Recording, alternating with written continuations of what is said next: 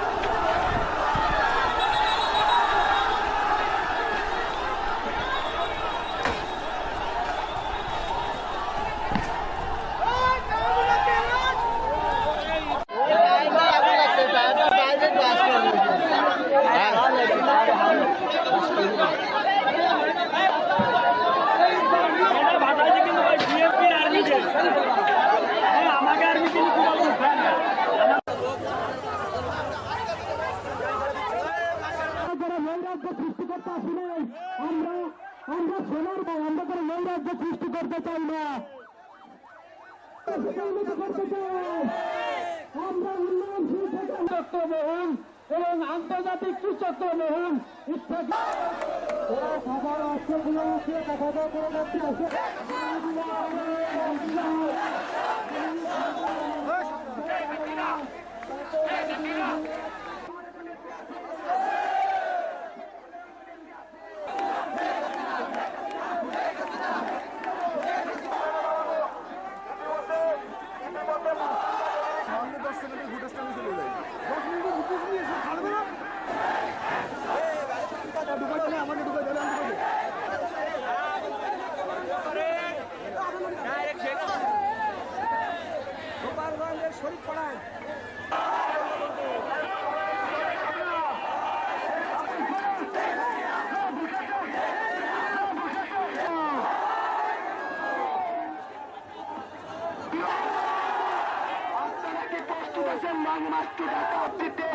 শেখ হাসিনা দেশের না ফেরা পর্যন্ত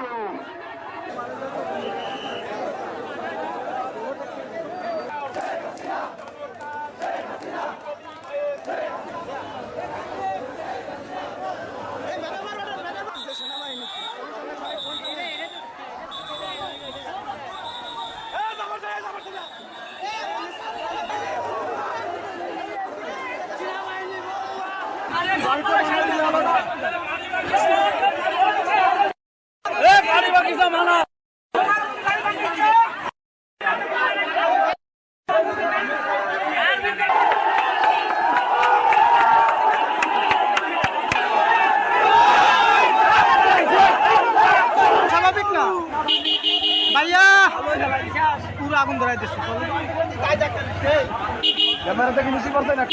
না, ক্যামেরা না, সবই মোবাইল দিয়ে দিচ্ছি বা ক্যামেরা ই বড় না, তাহলে মনিটরটা বাড়ি মারলো।